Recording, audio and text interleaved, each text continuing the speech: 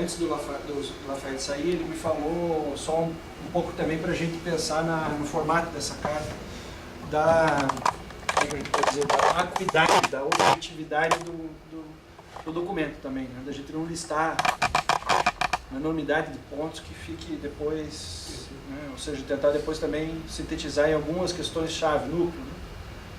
Ele sugeriu que a gente se concentrasse na questão da gestão pública e do congelamento da tarifa, duas questões-chave, né? Eu acho que a gente não pode deixar de colocar uma questão relacionada ao projeto do metrô.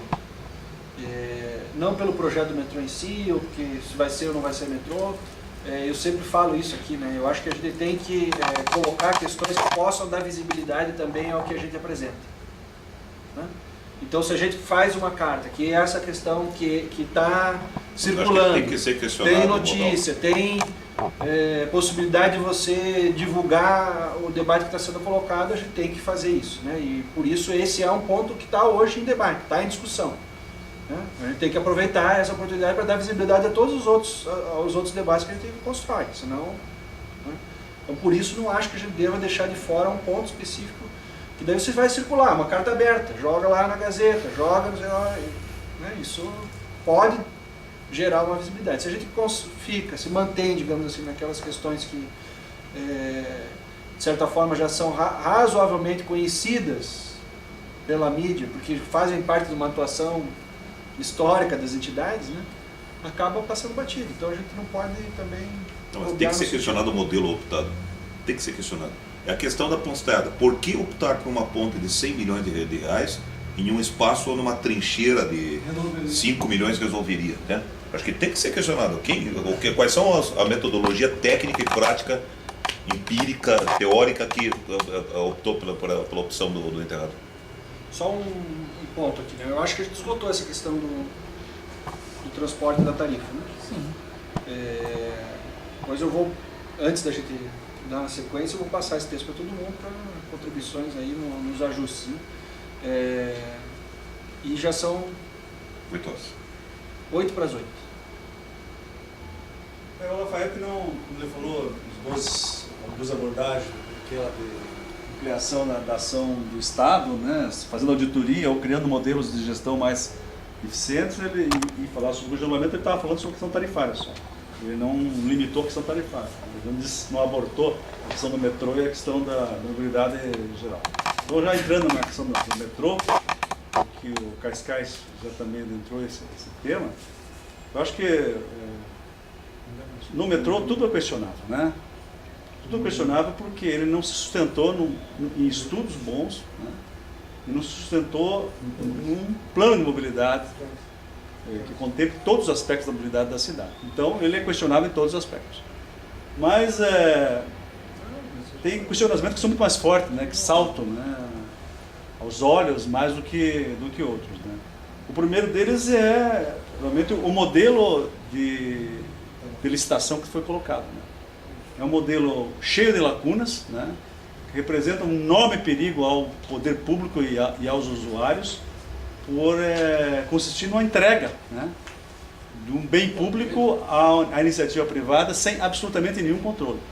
Porque o contrato, o modelo de contrato não dava ao Estado possibilidade de controlar e gerir aquilo que ele estava entregando. Então, o que nós temos que colocar com força nessa carta é que o modelo que foi proposto inicialmente de contrato de parceria público-privada, ele é cheio de lacunas, incompleto e representa realmente um perigo que tem que ser revisado totalmente.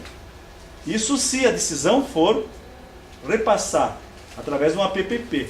Porque nós temos que arguir também, por que não, né, nós fazemos uma construção do metrô, física do metrô, e constituímos uma empresa pública para operação. Se ela é lucrativa para a iniciativa privada, ora, ela pode ser lucrativa para o poder público, e esse lucro pode ser repassado para a minimização da tarifa. Se nós estamos com uma crise tarifária, então por que nós não pegarmos o lucro que esse metrô vai dar, se ele é lucrativo, né, constituir uma empresa pública, a URBS pode ser uma empresa pública, e operarmos e transferirmos esse lucro para a modicidade tarifária geral. Então, nós temos que questionar todos os aspectos, até a PPP, e se é questionável a própria PPP, como um modelo de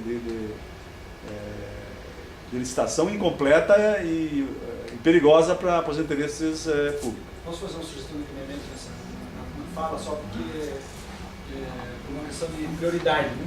Eu acho que a gente tem que primeiro colocar a gestão pública do metrô, Certo. empresa pública. Então, aí, em tese, ficaria superada a discussão de uma PPP. Mas a gente sabe que pode isso não acontecer, pode... daí se a gente não fala nada sobre a PPP, sabe. Ficou em branco. Okay. Então, eu acho que a gente coloca gestão pública do metrô e depois faz uma questão sobre PPP sem relacionar com o metrô especificamente. Certo. Dizendo que este instrumento precisa ter determinados critérios assim.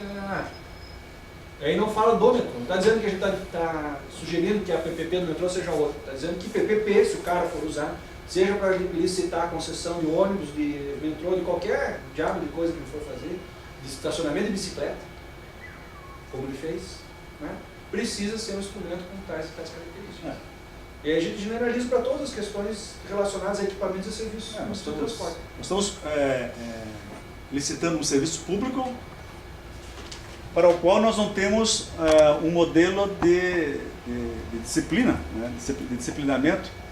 Né, nós não temos uma orientação pública para esse trabalho, nós não temos uma regulamentação de serviço metroviário. Então nós estamos contratando um serviço que não tem especificação, que pode ser entregue a qualquer serviço, sobre qualquer qualidade. Né?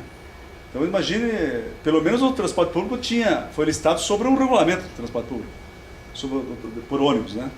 O sistema metroviário não tem uma regulamentação do serviço do transporte metroviário. Então, o ganhador da licitação poderá entregar qualquer serviço com qualquer qualidade. Esse é um aspecto. Outro aspecto, obviamente, é os aspectos mais ligados ao projeto. Né? É um projeto que não contemplou, né, estudos mais acabados de demanda, para dizer que essa dimensão, principalmente para dimensionar os terminais e os terminais de integração. Então existe enorme dúvida sobre a dimensão desses terminais e eles não poderão ser ampliados no futuro. Né? Então existe uma falha de estudos que são severas e representam um risco, né, à operação futura do metrô, que não pode permanecer. Enfim, eu acho que nós temos que deixar muito claro esses alertas, né, que são desde a ordem técnica, ou seja, no dimensionamento das estruturas do metrô, a dimensão que ela tem, né, o tamanho da oferta que ela vai dar, se é compatível com a demanda futura, e o processo de gestão disso aí, né? Se é pública ou privada, e se for privada, quais são os artifícios, né, que o Estado terá e os mecanismos que o Estado terá em mãos para garantir o interesse público, que não se caia na esparrela de se ter um processo como a concessão do transporte público em Curitiba, que está sob domínio do empresarial, e os pedágios, a concessão do rodoviários que foram feitas no Paraná, que criou um caos, né, sobre o sistema, sobre o custo do transporte rodoviário. Então, esse alerta que nós temos que fazer ao futuro prefeito. A própria opção estrutural, né, que foi adotada. São Paulo, por exemplo, não está trabalhando um modelo em substituição ao outro, e sim um modelo de complementação ao outro. E esse modelo que eles estão propondo de substituição não vai funcionar. Pelo menos não pelo prazo que eles pretendem executar a proposta. Por 10 anos. Ricardo, Até 10 anos já vai estar. o que me preocupa é o geral. Não é só o metrô. Nós vamos para a renovação do serviço de água, esgoto. Tem muitas concessões que ou terminaram ou vão terminar. E nós não estamos discutindo nem o mérito da concessão.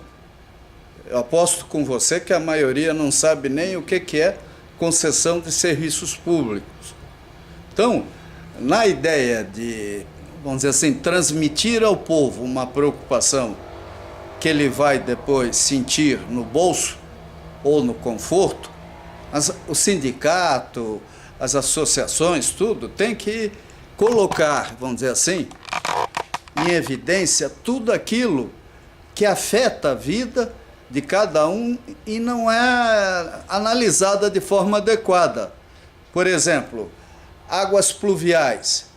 Virou moda dizer que é saco de lixo que provocou enchente. Agora, onde eu moro, é mais do que visível o afundamento do sistema. É caminhão Os caminhões hoje em dia são muito mais pesados que eram. E quando isso foi feito, Curitiba era uma cidade de 500, 600 mil habitantes. Então, toda a infraestrutura urbana de Curitiba teria que passar por uma auditoria técnica e, a partir daí, por prioridades, dizer o que fazer. Não saiu uma reportagem dizendo que o Rio Iguaçu está todo poluído, né? Por quê? Pô, já em 1980 eu via um amigo meu da Sudesta dizendo isso. Só que era poluído com mercúrio, não com cocô, né?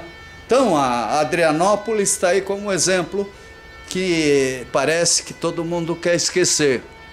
Eu acho que Curitiba chegou a um tamanho... Eles estão refazendo a rodovia da Uva.